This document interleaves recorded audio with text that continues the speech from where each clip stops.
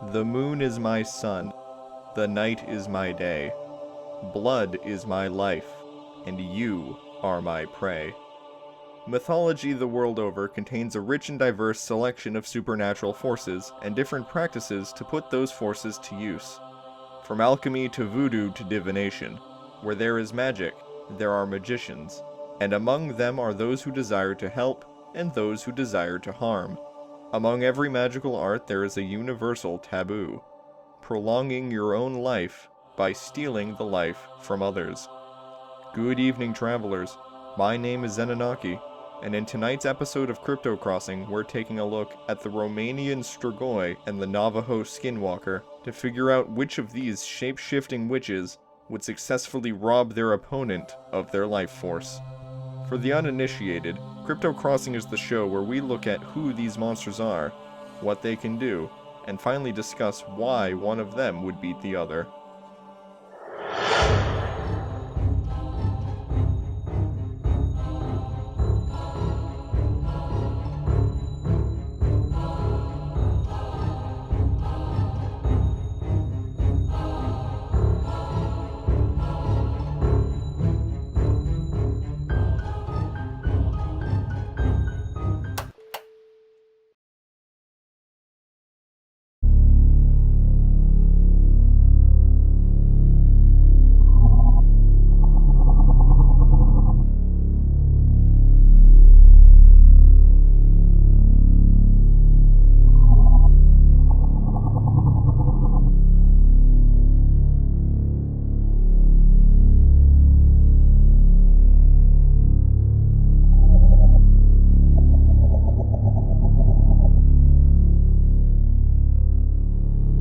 In case the warning seen earlier in the introduction wasn't sufficient, I feel the need to at least briefly clarify that the Skinwalker is unique among the usual monsters discussed on this channel in that the belief in them still persists to this day among native Navajo people, and the discussion of which is often considered disrespectful or even taboo, especially for non-natives to non-natives.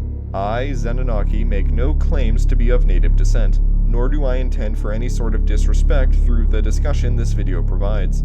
All the information contained herein was uncovered through online research which, rightly or wrongly, can be freely accessed by anyone. It was not provided to me by natives, and I am not breaking any confidentiality by this discussion. I have merely compiled together existing information that was already available. As an aside, I will also note for my superstitious viewers that a core element of Skinwalker lore is that to learn direct information about them allows them to know the same for you. While the lore discussed in this video is generalized and non-specific, some might be put off by the possibility that simply watching this could cause existing Skinwalkers to learn of you or your whereabouts. View at your own risk. Now, with all that out of the way, who are Skinwalkers? Skinwalkers are a type of harmful magic user or witch believed by the Navajo. The name Skinwalker is of English origin. The native Navajo language calls them Yi-nal-dalushi, meaning he who goes on all fours. Both of these names are meant to convey the idea that they are a sort of shapeshifter, able to transform into a multitude of different animals, most chiefly a wolf or coyote. As mentioned a little bit ago, the information I have to work with on them is a little incomplete. However, I believe there's enough here to form at least a basic idea. So, as I understand it, Navajo spirituality sees the world as composed of both good and evil, and it is the balance between these dual forces that keeps the world in order. Through rituals and practices, known as ways, these forces of good and evil can be manipulated in order to create a change in the current order. To this end, Navajo shaman are taught the controls of both forces in order to continue maintaining the balance between them. And there is a great emphasis placed on the importance of balance and the responsibility to uphold it.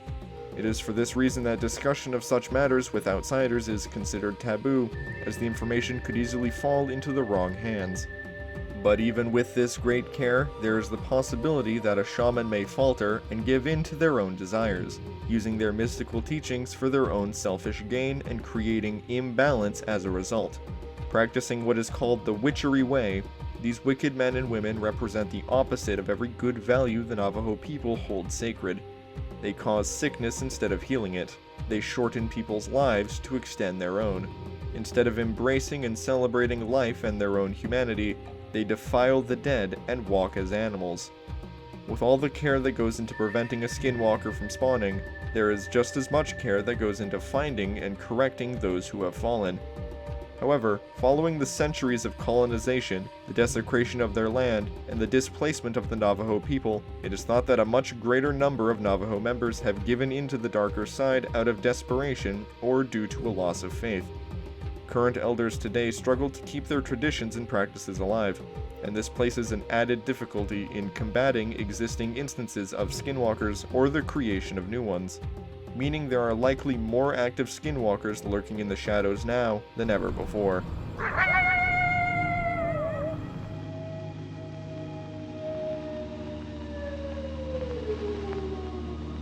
Listen to them, children of the night. What music they make. Who are Strigoi? Hailing from Romanian folklore is a creature that gives direct inspiration to the modern myth of the vampire, coming in the forms of living, dead, or something in between. Strigoi are a kind of shape-shifting monster sent to prey upon humans. The name Strigoi originates from the Latin striga or strix, meaning to scream.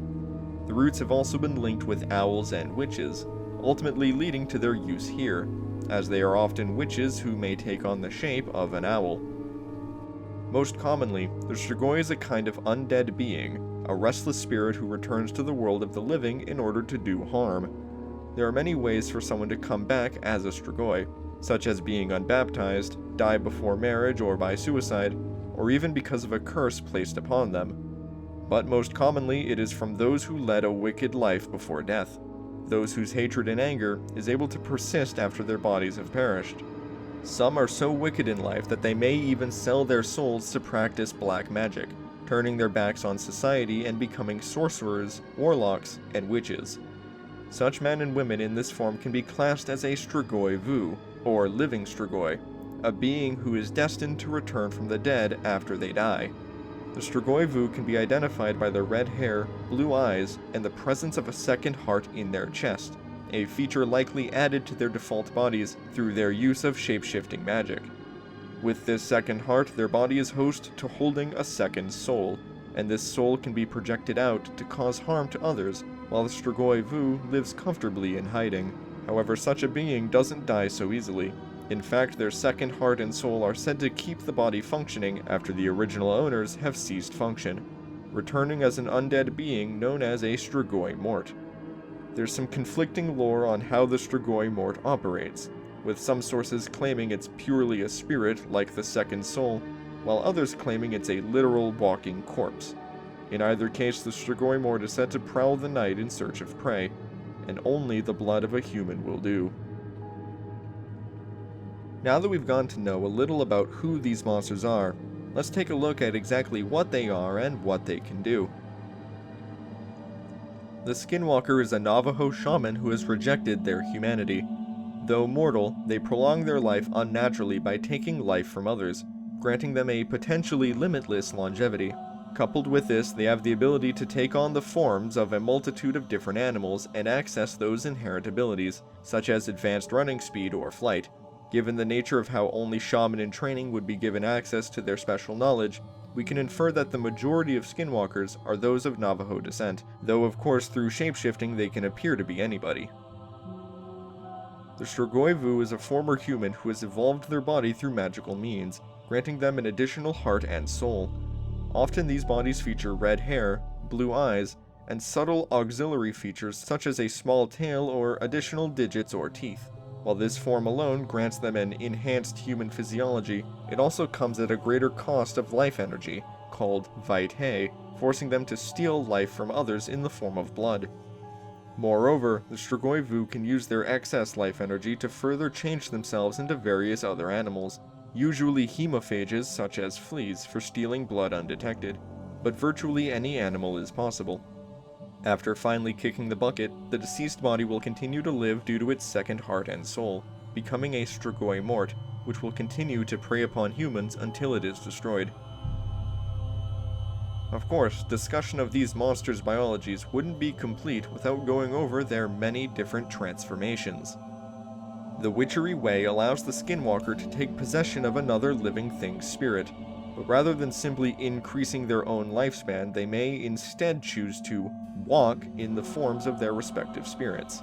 Besides other humans, this list includes a multitude of animals seen across the continent of North America, including canids like coyotes, wolves, and foxes, felines like bobcats and cougars, birds of prey such as eagles, hawks, and owls, reptiles such as lizards and venomous snakes. Even large mammals like bison and black bears are endemic to the Navajo territory. Most interestingly of all is the mention of flying fireballs seen in the night sky, said to be the most dangerous and chaotic form accessible to the skinwalker. The exact nature of this form is extremely unknown. I believe it's either an enhanced state of being, or a unique organism the skinwalker can take the form of, such as a will-o-wisp or similar entity. It is said that the skinwalker may only access the forms of those whose spirits they have ownership over, which requires a piece of said creature's remains, such as a bone or pelt. Nevertheless, they often carry many of these items on their person and can cycle between different forms in rapid succession in order to evade capture or combat foes. Manipulating a sort of natural life energy known as Vampyre, the Strigoi are able to morph their bodies into virtually any shape. However, they seem to have a preference for natural animals. Living or dead, the Strigoi's transformation has a very specific condition in that they must roll or spin around 3 times before transforming. For this reason, the living Strigoi would often choose versatile forms that offered multiple advantages at once. Most commonly, a large owl that allowed for stealth, combat, and mobility. Besides their namesake creature, the Strigoi also employed the forms of many other creatures found in southeastern Europe, a region known as the Balkans. Historically, this area has been home to one of the largest wolf populations in all of Europe. Besides wolves, they could also become dogs, cats, rats, or bats, making use of their nocturnal senses to hunt during the night, while natural bloodsuckers like ticks and fleas allowed the Strigoi to steal blood undetected. Contrary to their association with vampires, vampire bats are endemic to South and Central America, and thus would not be a form the Strigoi would make use of. These smaller forms would indicate that conservation of size is not an issue. Furthermore, it's said that killing a Strigoi causes it to spill forth all the blood it has consumed across its lifetime, a quantity far greater than what would fit in a single body. For this reason, we can conclude that they're somehow larger on the inside than they are on the outside. The Strigoi mort was less prone to transforming, instead preferring to composite together traits of different predators into a single form more suited for killing, giving itself long, sharp claws, skin as hard as stone, and a long, prehensile tongue it could use like a mosquito's proboscis for quickly draining targets of blood. We also mustn't overlook one of the most important forms that accompanies the Strigoi across its different shapes, its second soul. This was essentially a spirit that inhabited the Strigoi's extra heart and could leave the body in order to perform various activities. It too could take on the shapes of different animals. However, unlike an ordinary ghost which can pass through physical objects, the second soul occasionally shows to be solid, in which ordinary people and objects can interact with it. These witches were famous for much more than just shape-shifting and blood-sucking, so let's take a look at their other special abilities. Before becoming a skinwalker, every shaman in question goes through rigorous training in various mystical arts known as ways, and it is believed that the skinwalkers retain these abilities with the added twist that they can use them for harm. The most principal mechanic to understand here is astral projection. A shaman is able to detach themselves from the physical plane and wander as a sort of invisible spirit, exerting an influence on the world in order to achieve many desired effects. By locking eyes with an individual, the skinwalker may take possession of one's body, controlling their actions and sometimes even their thoughts. For those with strong wills who can resist being controlled, the skinwalker will at least gain insight into what the target is thinking. Even without possession, the skinwalker can alter a target's physical well-being. While this is supposed to be used for healing disease and injury, it can just as easily do the opposite, allowing them to strike people down at a distance. The detached spirit can also affect larger phenomena like the weather, causing droughts or storms as they see fit. Directly steering the forces of nature in this way is especially taboo, as it causes great disorder for all walks of life and leaves long-lasting consequences. While the Strigoi come in a few different varieties mentioned earlier, not all of which were magic users, the evil Strigoi Vu were said to be master magicians, chiefly performed using their second soul in order to manipulate energy. By affecting life energy, called vitae, they could affect a target's well-being to make them sick.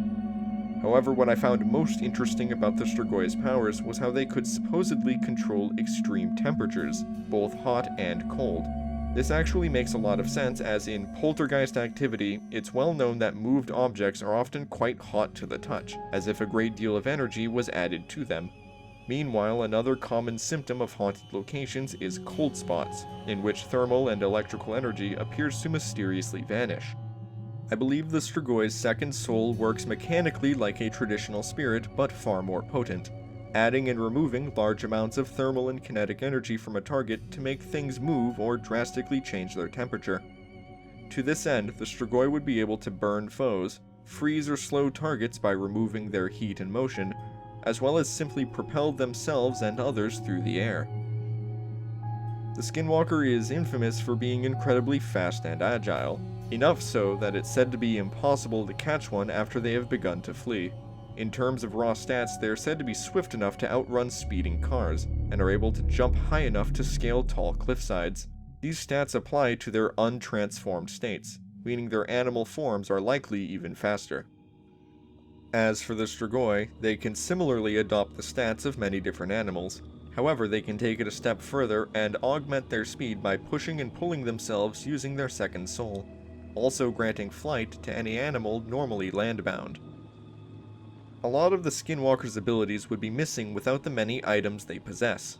Bones, teeth, feathers, and pelts. Skinwalkers are infamous for collecting different items from dead people and animals in order to claim ownership over their soul. Besides using these to simply change shape, Skinwalker may also spend some of their life energy to perform necromancy and command the dead, though this is uncommon and requires the dead to still be in one piece. They also make use of a substance called corpse powder. Made from human remains, it's a toxic substance that allows the Skinwalker to more easily place curses and diseases on a target. Living or dead, the Strigoi aren't known for their inventories.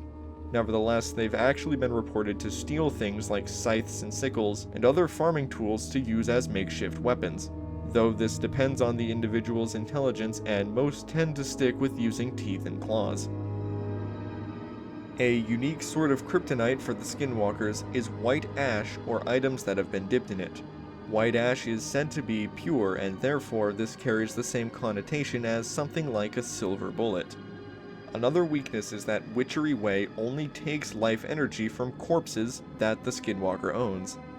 While they can cause harm at a distance, they cannot steal life from living targets. The Skinwalker is also limited to transformations into people or animals that they own the souls of, so destroying a Skinwalker's possessions would in turn disable their transformations. Additionally, each transformation is still mortal and vulnerable to harm. Damage dealt to an animal form can be negated in the long run by changing into something else, but that damage will still be reflected on the item that allowed the transformation, such as the pelt or bone. Skinwalkers are also regularly hunted down by other active shaman. The supernatural forces that give a Skinwalker power can be turned against them. While this is only said to apply to other shaman, it stands to reason that monsters from other mythologies should be able to do the same as long as they possess a similar enough power set and abilities. As for Strigoi, well, if you've ever seen a vampire movie or a TV show, you probably know a few of their weaknesses already. They are said to be deathly allergic to garlic. Hanging wreaths of it around houses will stop them from coming near, and placing cloves of it in a corpse's mouth will prevent it from coming back as a Strigoi. Crosses and other religious items are said to bring them harm, as the second soul is able to be exorcised away, and any powers granted to them by the devil can be revoked by the Lord's presence. They similarly cannot wander during the day. Sunlight is pure and returns the Strigoi mort to lifelessness. Natural running water such as a river or stream is also considered pure. Thus, a Strigoi mort cannot cross running water. The Strigoi mort is already dead and therefore cannot be killed in the conventional sense, However, burning or dismembering the body will prevent it from functioning. As its second soul resides within its second heart, removal or destruction of said heart will similarly deactivate the Strigoi. Finally, driving a stake through theStrigoi's heart will not only immobilize them, but also keep the second soul pinned to the body and unable to escape. This is the only weakness that works a little differently than how we see in TV. This doesn't kill or destroy them, it only incapacitates them, and only works as long as the stake is in place. Also, this should go without saying, but needing to spin around 3 times before transforming is a huge disadvantage in a heated fight. I think it should be apparent for anyone watching to this point that this is a very close match. Both monsters have ample ability to put the other down. But after going over everything and giving it a lot of thought, I've come to the conclusion that the most likely winner of this match would be the Skinwalker. Here's why. The Strigoi's augmented speed and flight is decent, but pales in comparison to the sheer versatility of the Skinwalkers, who have access to faster animals suited for a wider range of environments and can switch between any on the fly. Skinwalkers also have more clear feats of running and jumping. Moreover, the Skinwalker uses the actual spirit of each animal to literally walk as them, making full use of each form.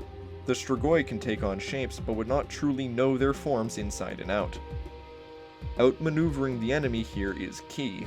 The Skinwalker has a much better chance of avoiding the Strigoi's most dangerous attacks, such as their long tongue, while still hitting back hard with powerful forms such as a bear or buffalo. The Strigoi-Mort's stone-like skin and otherwise defunct physiology may allow it to take a great beating, but it wouldn't actually repair or heal its wounds, indicated by how dismembering the body leaves them disabled.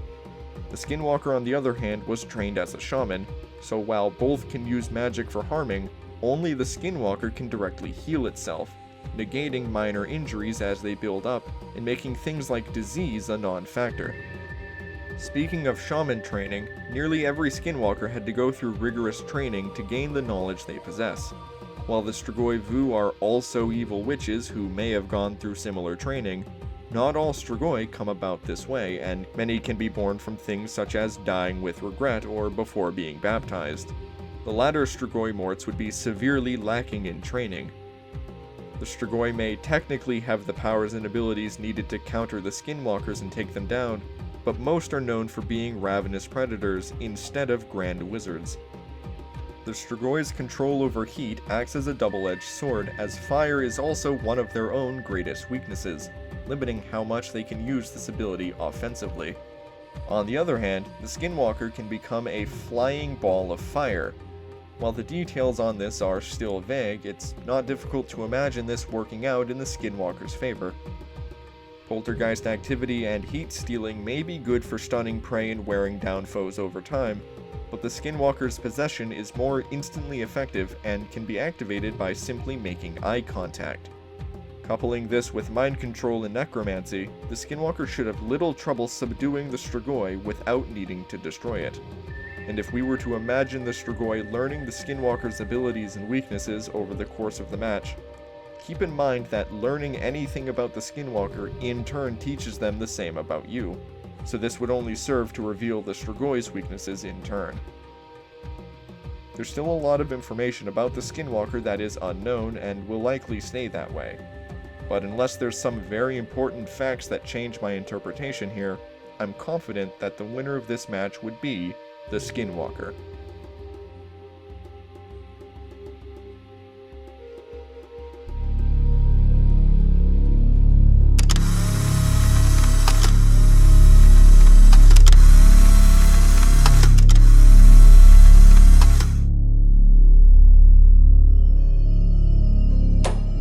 I hope you all enjoyed the video as much as I did making it. You can show your support by giving the video a like or sharing it with a friend. If you really want to help out, you can become one of my supporters on Patreon. You'll get to see Crypto Crossing episodes a little early, and these are the only videos that I charge for. All my other content, like Spookstop, comes out for free. Plus, I've finally decided to put the patron names in the credits.